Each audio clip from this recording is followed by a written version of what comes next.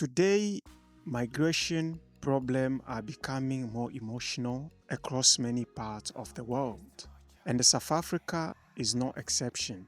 Some people say what is happening in South Africa, or what has been happening for many years, is xenophobia, while others act that is simply citizens standing to defend their communities, their jobs, and opportunities. But when frustrations grow and the citizens begin to take migration issues into their own hands, an important question emerges. Where is the line between protecting national interest and developing hostility toward foreigners? Hello, welcome to Andunda TREE, a space where we think critically about how the way we think and the choices we make shape our lives and the societies around us. Here we explore what brings people together, what pulls them apart, and what we can learn from this to better understand the world around us. In this episode, I want to reflect on a difficult but important question. Is what is happening in South Africa truly xenophobia, or is a sign of citizens feeling abandoned by systems they believed are no longer responding to their concerns? I think one of the reasons this topic becoming more emotional is because different people are discussing different problems at the same time. Some people are focusing on economic frustrations, while others are focusing on the treatment of foreigners, nationals. Let me provide some background context of the problem that is happening in South Africa. As you may already see, or you may already know in the media, you probably have seen many South Africans are angry. They are going around their cities, destroying shops, destroying businesses of foreigners, stopping people from entering hospitals, attacking people on the street who they think are foreigners. And some of the concerns raised by South Africans are that their government have not been listening to them in order to deal with the number of foreigners in the country. Some say that many foreigners are taking their jobs. Another argument they are making is that there are many foreigners who are occupying their hospitals, their schools, to the point where them, the citizens of the country, struggling to have access to the hospitals, have access to register their children in schools. Another accusation is that foreigners, particularly Nigerians, who they accuse for destroying their country by doing illegal activities, illegal businesses, destroying their country, leaving their country dirty because of the business on the street, dealing with illegal businesses such as drugs, and so on. And there are Nigerians who have responded angry about this. There are those who have stood to support the South Africans, and people from other countries in other parts of Africa that have also expressed their anger towards what the South Africans are doing, while others are trying to do the same to chase the South Africans out of their countries. But this is an historical problem. As you probably already know, South Africa struggled for many years to gain independence. It was one of the latest countries in Africa to gain independence. They were fighting against apartheid. And For many years, Black South Africans have had the problems to fit in their own country. Many of them feel that the white minority occupied the huge percentage of economy in the country and the land. And for many years, Black South Africans have been protesting against this matter toward the white South Africans. You may have come across recently, there have been allegations from the white South Africans groups saying that they have been killed. There's a genocide against them. Whether that is true or false, once a while you see Black South Africans getting very angry towards other foreigners, particularly Black foreigners from other African countries.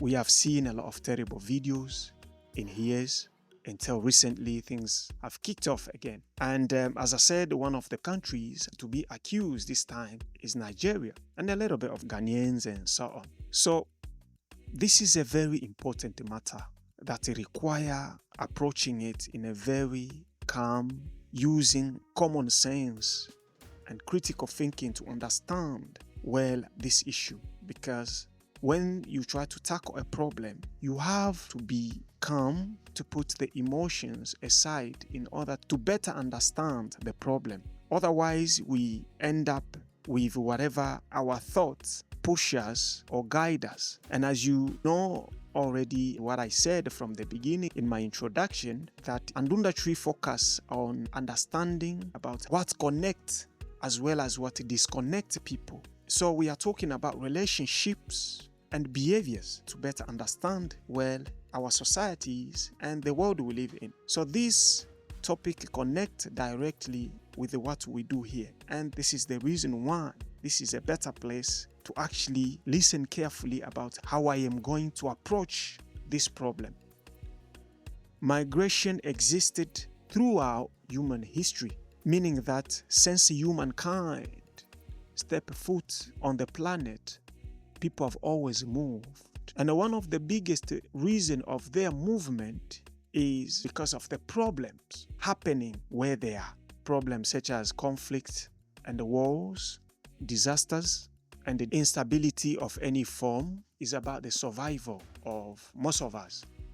And because of globalization, the world has become more like a small village where people from different countries travel, live in different countries, depending on where they want to stay, depending on the law of those countries. So this migration problem is not a South African problem alone, but is one of the biggest problems in the world today.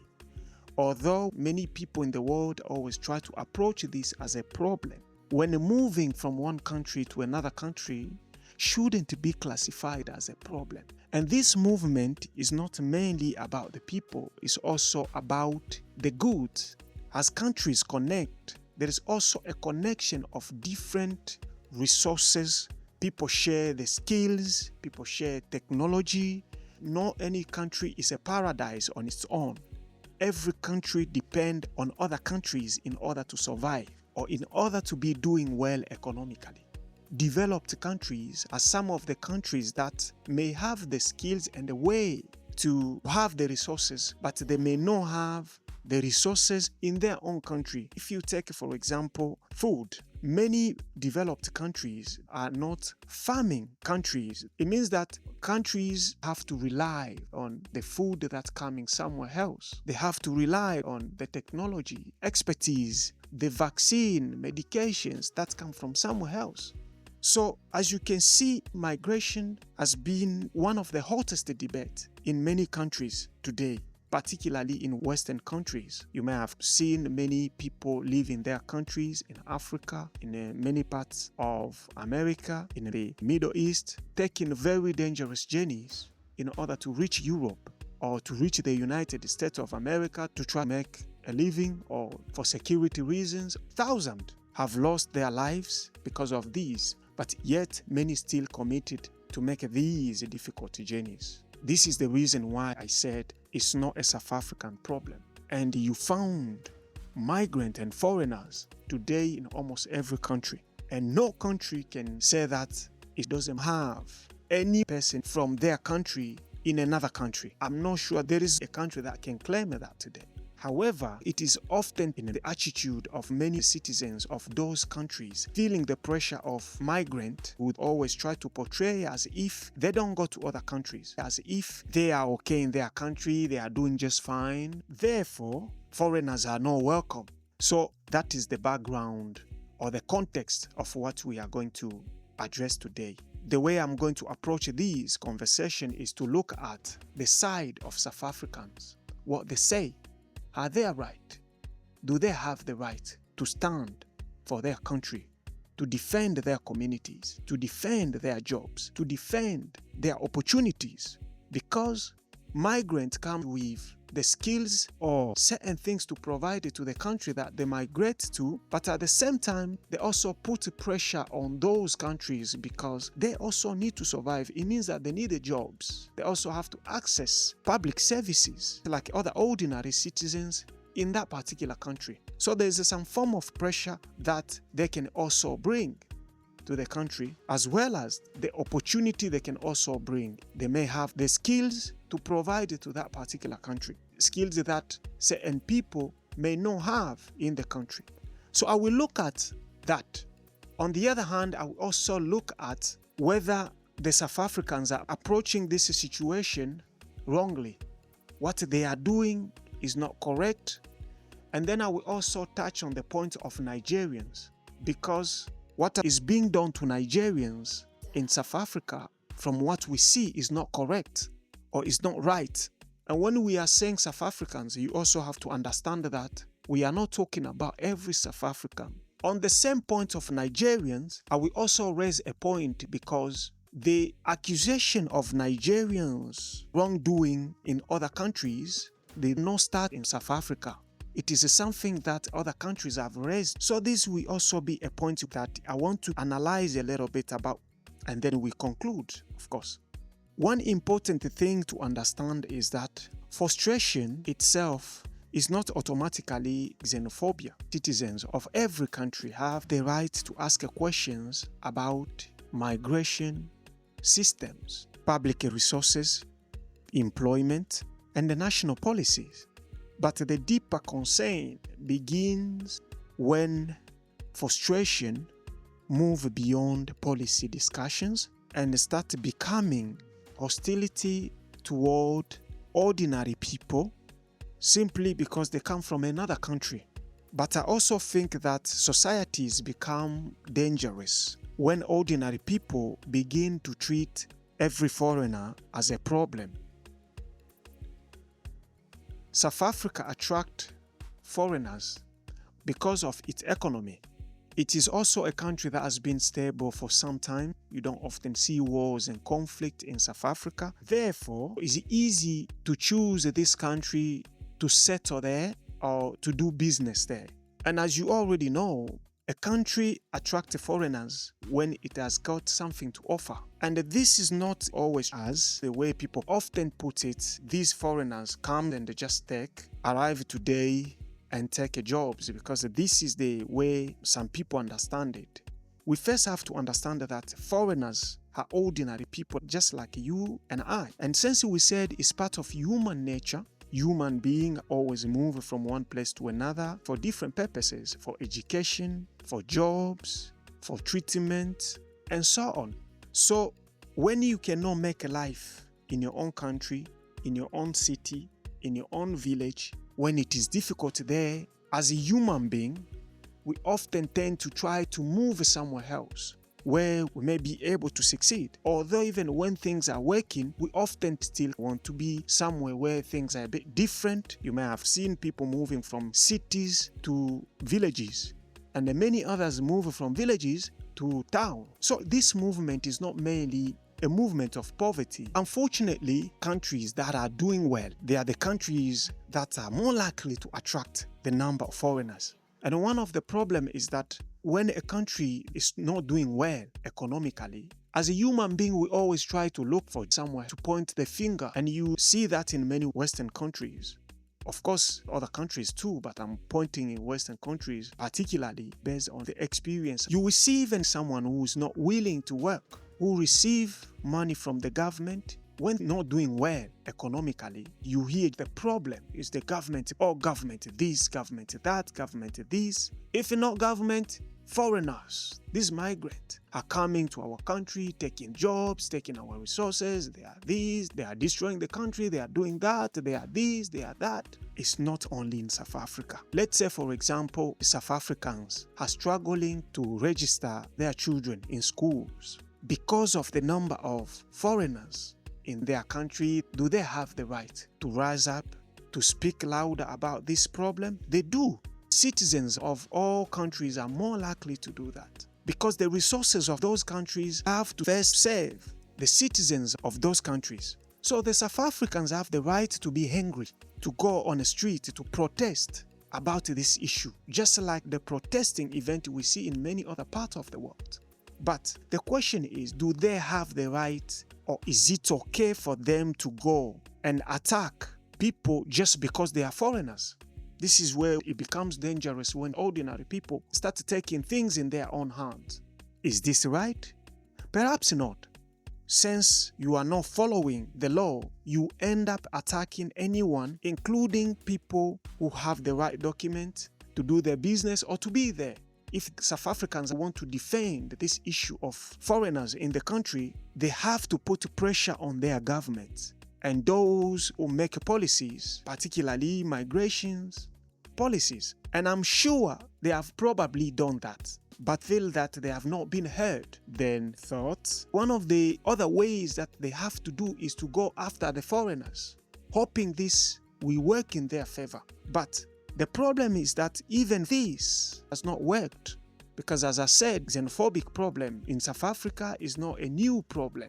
This discrimination against the foreigners, or those who look not to be native South Africans, particularly black South Africans, is not a problem of today. And I'm not saying if it's not a problem of today, that means South Africans should accept everything that comes in their country. I already said they have the right to rise up and defend their country, because sometimes the systems of countries fail its citizens. So there have to be systems, there have to be policies that manage the number of the people that come or stay in the country. Although, as I said, it's becoming a difficult issue that not only South Africa is facing, but a difficult issue that even the so-called rich countries with all the resources you can name, they are struggling to manage this situation. And this is why their citizens too are rising up, going on the streets to raise this issue. It is not fair for South Africans to not enjoy the resources of their country, or stay quiet when foreigners are doing horrible things, such as illegal things in their own country. As you know, the number of the crimes in South Africa is usually very high. The killing of people in South Africa is usually high. There is a problem that rooted deep beyond just this idea of foreigners, that perhaps even those who are protesting don't understand or don't see. Is a similar situation where people will turn a blind eye on many other issues, and they will focus on only one problem that they see. Let's say if it's economic problem, sometimes it's not economic problem only in your country. Yes, there are areas where politicians don't do enough. You might have politicians who are greedy, very corrupted, and they will try to use the resources for themselves. You have a lot in many so-called poor countries or developing countries. There are problems caused by people who are running the country,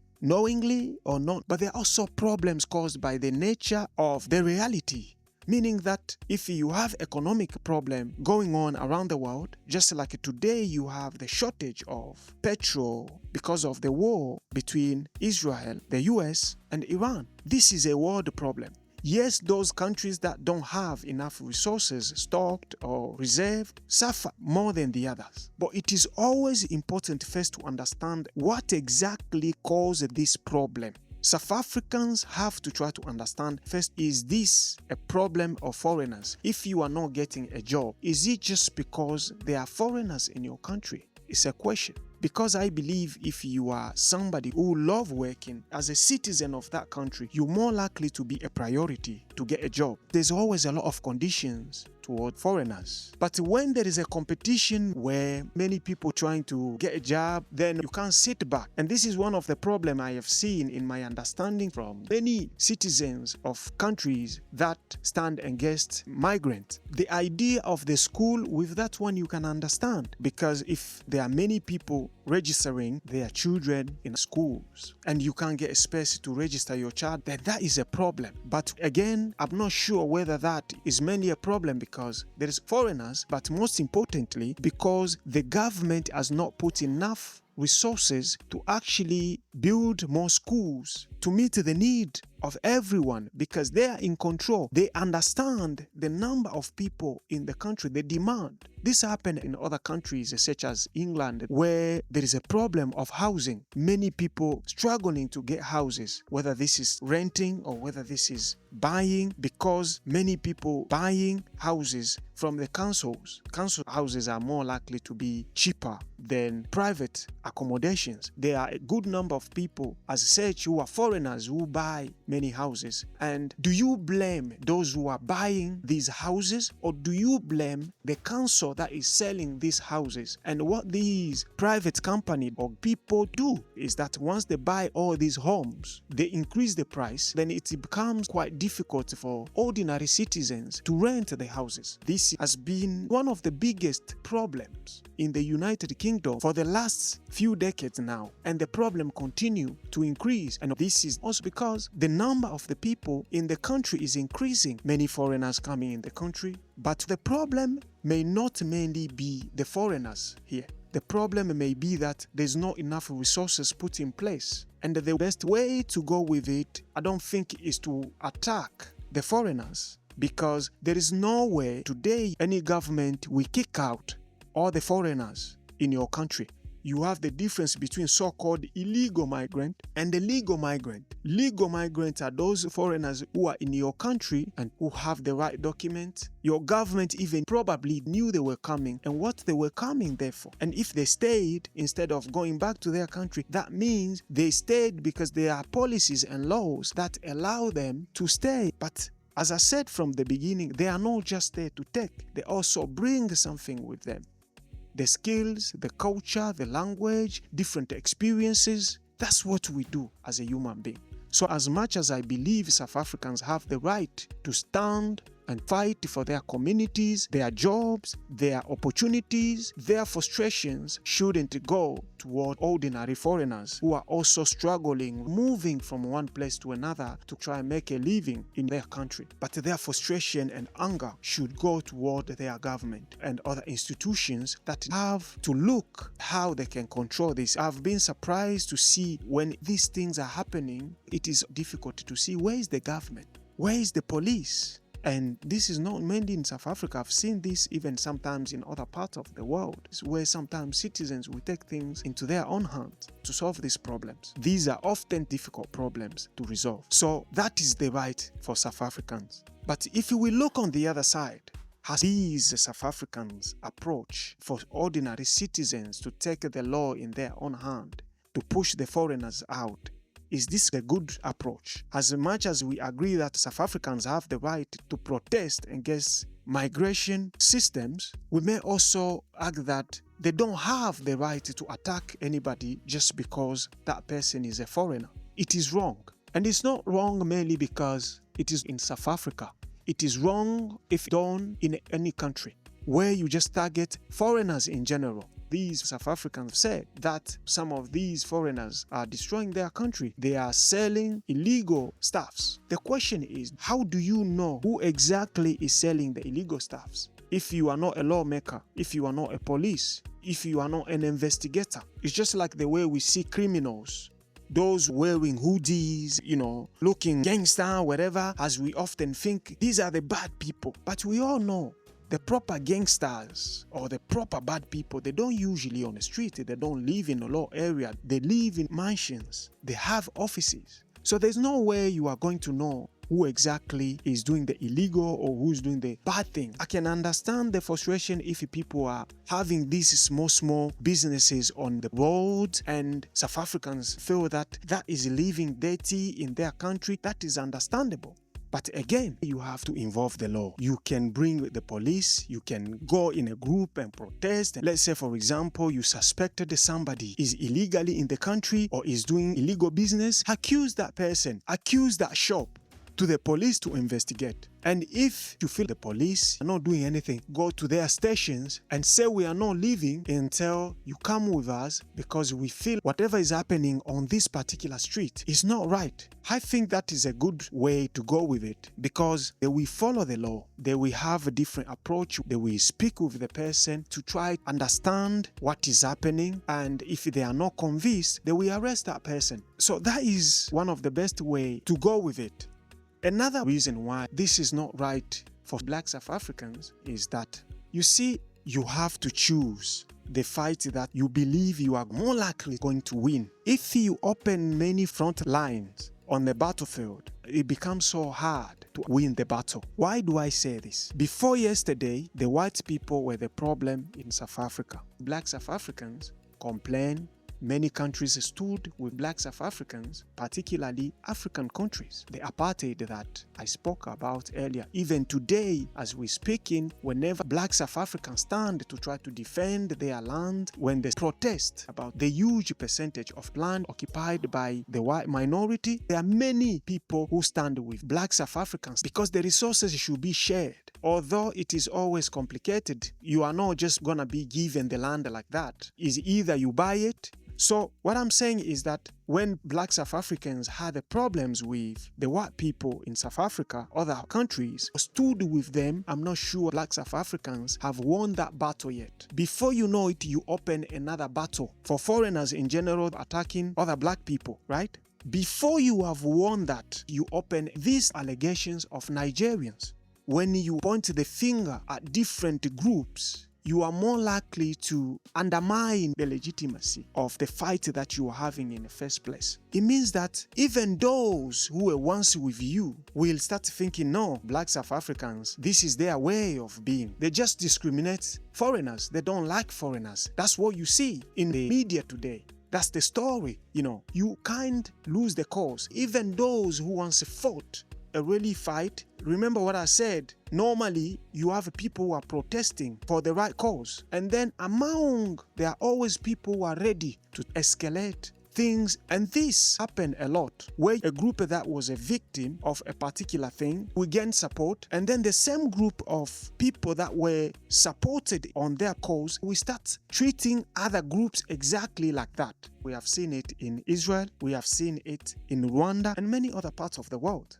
As you have seen the Jewish genocide, the world has always sympathized with what happened. Most people didn't see it as a right thing. If you do that to any community or any group of people, it is horrible, it is wrong. And most of us have always held that sympathy for the Jewish people, but you may have seen the change since the government of Israel started attacking people in Palestine, the conflict, killing people, whatever happened, that sympathy within people starts moving away, because they once told the world that this was wrong. We have seen that with Israel.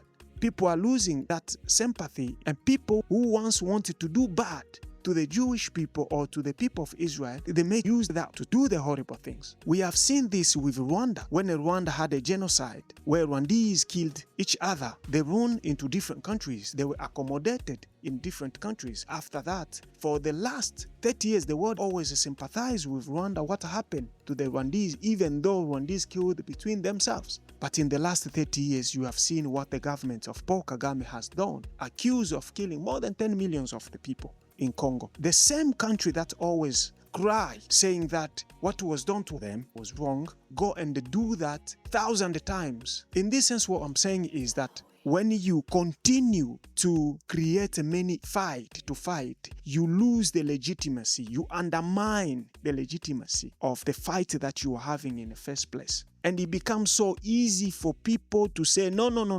The white South Africans are not the problem. The blacks are not the problem.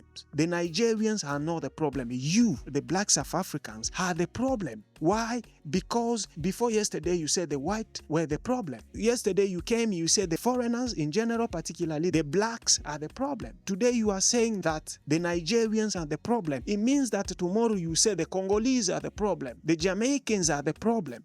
That is a problem. Perhaps that black South Africans doing these activities may not see. The fight that they have already in their country require other countries or other people to be with them in that fight in order to get anywhere near to win this fight.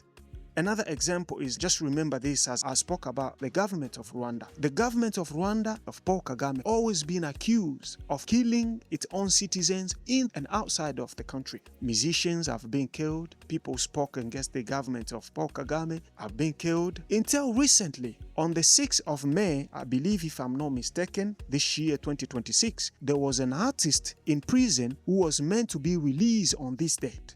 The day before his release from the prison, he was found dead. The government, what did they say? Or the security in prison, or whatever, he killed himself. He had a mental health issue, whatever, he overdosed, he this, he that. He killed himself. But many people don't believe that. Why? Because, of course, this guy may have ended his life, or somebody who's connected to the government may not have killed him. But because the government of Paul Kagame is known of killing people in these situations, not many people believe that, unless if you are a Rwandese living under that manipulation of the government of Paul Kagame. But if you are somebody who just think, you will start questioning, why would this guy end his life the day just before his release? He has survived for 5 years in prison. Why would this guy wait until when he's about to be released, then kill himself? Why is that?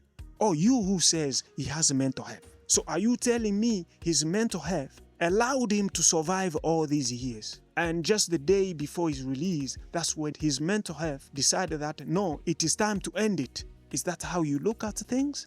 And as I said, because the government of President Paul Kagame is always accused of doing these kind of things constantly, then it makes it difficult to defend that government, even if the person actually killed himself. We're still on this point where black South Africans have to try see the fight they can win. When you try to open different war line, it becomes so difficult to have a victory. Some of these people who are doing what is happening in South Africa, undermining other fight that South Africans in general already have. Because as I said, I don't believe this is being done by all South Africans. All South Africans don't share this sentiment of foreigners or Nigerians being the bad people or doing the illegal things. My last point that I said I was going to raise was about Nigerians who have been accused of doing illegal things in South Africa, destroying the country of South Africa, and they have become the target.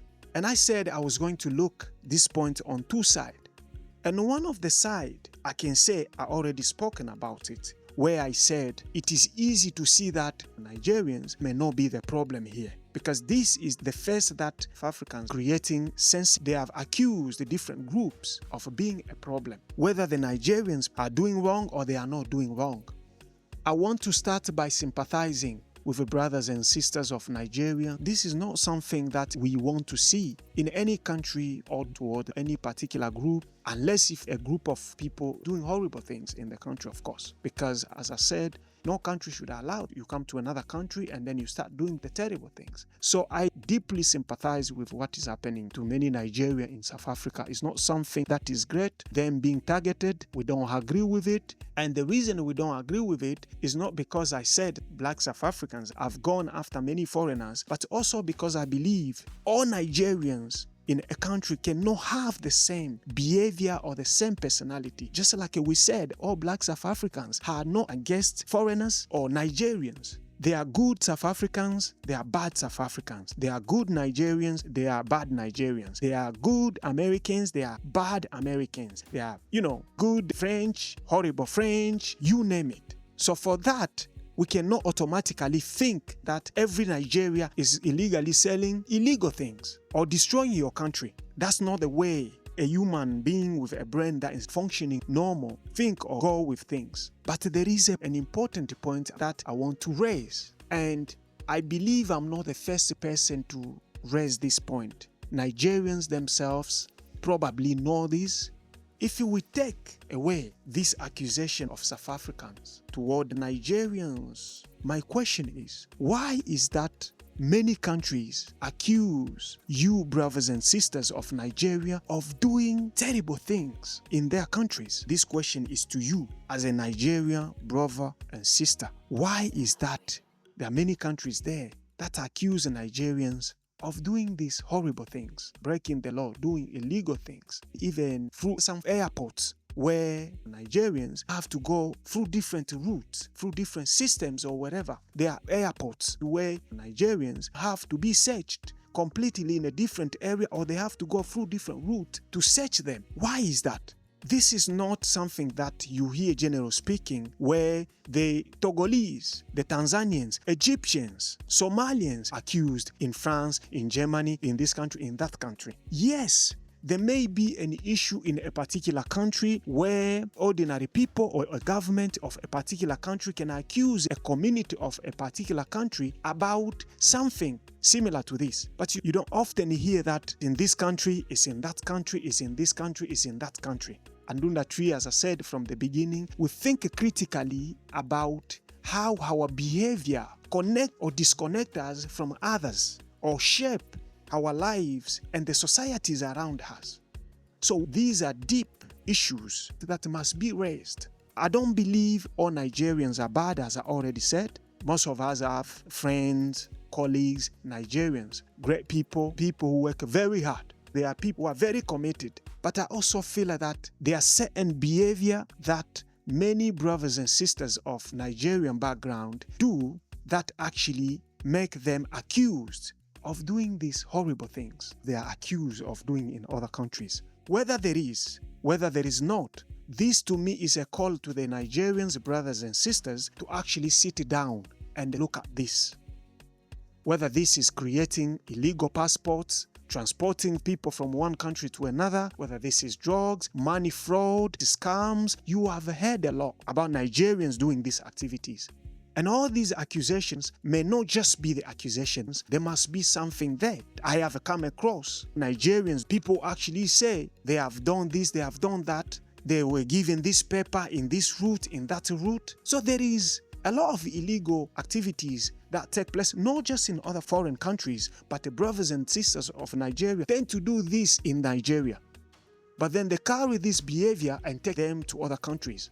And that destroys the image of Nigerians, including ordinary Nigerians who don't associate with this face. So it is perhaps time for the Nigerians to start talking about this honestly between them, including the government, because there have been people from the government who are ready to speak against what is happening in South Africa and say they should take measures about how they should ban South Africa doing this, coming that. But yet, without sitting down and question, investigate why are Nigerians in particular being accused? Or is that the first country to accuse Nigeria of that? In this sense, Nigerians put themselves as a target here. Whether they do these things in South Africa, whether they don't, but the fact that other countries have raised this issue, it becomes hard to defend you, brothers and sisters of Nigeria. Similar to what I said, how hard it becomes to defend the government of Rwanda and Israel for the wrongdoing they are doing in killing people in other countries, even though they were once the victim. Other people once shared sympathy or stood with when wrong was done to them. So even in this situation, it raised the eyebrows. You start questioning yourself before you defend Nigerians when Nigerians are accused of these type of problems. And this is where other groups can take advantage and target you even when you are not doing this. Wrong is wrong. It doesn't matter who is doing it or where it is done. I believe Nigerians cannot tolerate people to go in their country and do all these type of things they are accused of doing in other countries. They won't tolerate it. And in my experience, I came to realize that Nigerians, particularly those I've come across in foreign countries, there are people who are really keen to succeed. There are people who are often as if they are always in a competition. They are very hardworking and open-minded people who are very committed. Almost every family want to succeed. And for that, they will do anything to try to succeed. Although that's what most of individuals who want success are more likely to do, or to be a part of, sometimes doing the illegal things. Because when you want to succeed so badly and you are committed to try to do whatever it takes, sometimes the person may end up doing the illegal things that may create a bad image, not just for you particularly when you are caught, but for the other people who may be looking for this opportunity tomorrow that you took advantage of in a different place or different country. And this is where Nigerians must question. We all want to succeed. We all want to achieve, to do better, to do great. And it's good to see brothers and sisters of Nigerians want to succeed so badly. It's great because that's what we need for Africa. People who are really committed. People want to change the communities, but law must be respected. When you found yourself in a different country, you have to do the right thing. You have to follow the law and the policies. You have to treat that country as the way you would love your country to be treated. As they say, treat your neighbor the way you would love to be treated. This is the problem, and it needs debate in Nigeria to try to answer this point. And I know sometimes governments fail, particularly when you have governments that are very corrupted. How are they going to stop criminality as such when they themselves, the masters of it? And that is another problem. It's a disease that starts from the top to the bottom. So for that, brothers and sisters of Nigeria, you have to look at that. We still stand with you when you are being discriminated, wherever you are, whether it's in South Africa, whether it's in a different country. And the reason to still stand with you is because I don't particularly believe that when you say Congolese, when you say Chinese, when you say Japanese, they are doing bad things. That include all Japanese or all Chinese. No. When you're generalizing everybody, you end up picking on the wrong people just because they are from a particular country or a particular tribe, a particular group of people. In this sense, we stand with you, but you still have also to look at what I just said. So perhaps the deeper question is not simply whether this problem in South Africa is xenophobia or citizens defending their rights. Perhaps the deeper question is, what happened to societies when frustrations grow faster than a trust in institutions?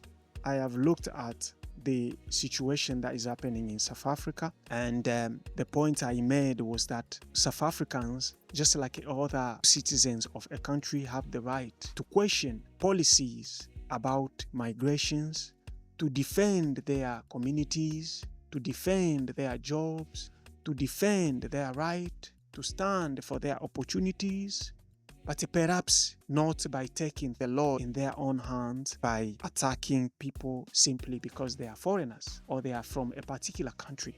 That is not something that is acceptable worldwide. Many Black South Africans may not agree with what people are saying, but it's not something that the world see as a way forward. And if these fight or these discriminations were being done to South Africa, the same people who don't agree with it today, I believe, we still stand by South Africans, or Black South Africans if you like, because when apartheid took place, many people stood with Black South Africans. To these days, so it is not a matter of because it is South Africans who are doing it, but it is because, as I said, wrong is wrong. It doesn't matter who's doing it or where it is being done. But I also raised the point of the responsibility of the government and institutions in South Africa to try to make sure that they have control of the number of foreigners that comes in the country, but at the same time to try to work hard to solve issues that are raised by those who are committing these crimes, such as there seems to be the need of more schools to be built, more hospitals to be built, more jobs opportunities, because when these facilities and the resources are improved, are put in place, it becomes so hard to see where the blame is going to come from. And I do believe when countries are doing well economically, many citizens don't often give a damn about foreigners, unless it is something very serious, crimes and things like that, or something that taking the culture of a particular country away. I also sympathize with what is happening to Nigerians in South Africa, which I said was wrong. Because all Nigerians are not the same. They are not all bad people. There are many great people of Nigeria, and they cannot all be doing the wrong thing in South Africa. But at the same time, I laid the responsibility to brothers and sisters of Nigeria, because these accusations they are accused of doing have not taken place just in South Africa, but in different countries. So their responsibility is to start questioning themselves. These illegal activities they are being accused of, not once, not twice, or not from just one country. But this is not a reason for an individual to try to use in order to target a Nigerian because you think, oh, Nigerians are being accused of this. We speak against you. We stand against you. This is the purpose of this. We all need to live together side by side in peace. And perhaps one of the dangers that society faces is losing the ability to discuss difficult issues calmly.